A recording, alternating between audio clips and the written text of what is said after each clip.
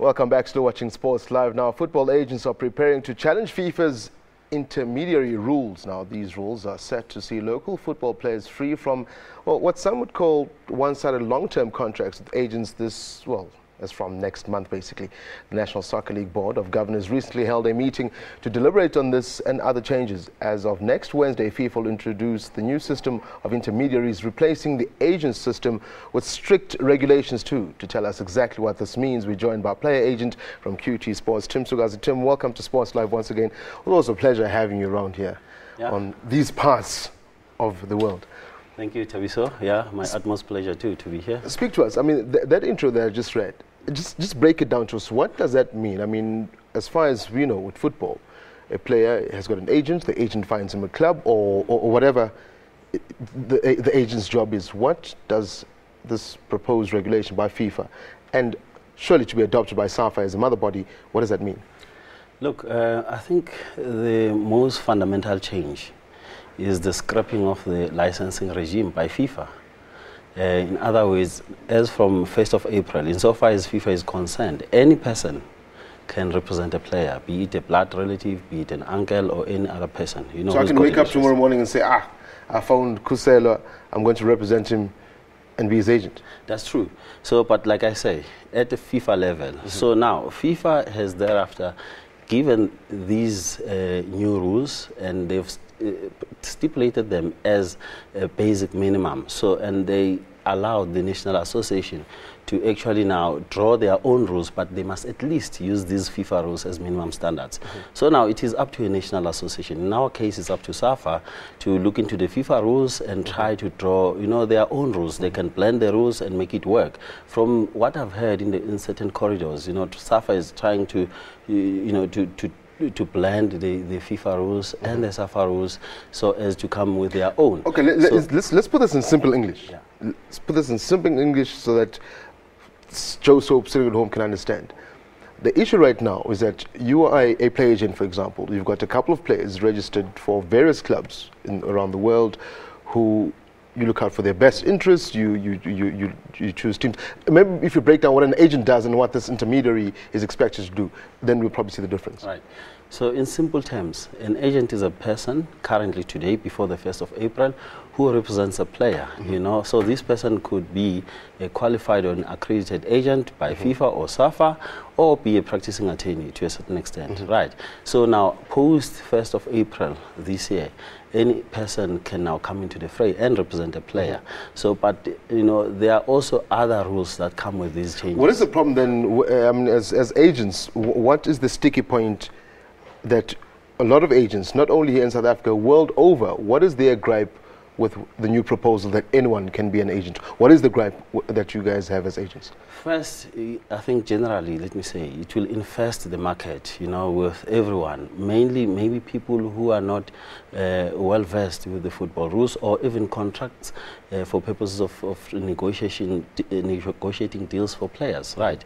So, but then further on though, it comes with a percentage margin, a sort of a recommended percentage margin of 3% in every transaction that the agent or intermediary will be doing on behalf of the player. When you speak of 3%, is that monetary terms? Yes. So now in terms of commission, FIFA said not more than 3% of. Yes, correct. And you know that in the past, the recommended commission was 10%. So now, you know, it's a hell of an adjustment from 10 to 3. I think. So they're basically cutting 70% of your salary.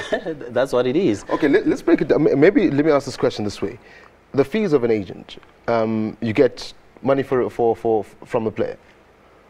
Is that correct? I mean, how does it work? It depends on how you structure it. Okay. In our business, Quality Talent Sports, actually, we take our clubs as clients, all the clubs. So instead of taking or dipping our hands in the players' money, we actually invoice the clubs, you know, which pleases us because now at least we save the players some money.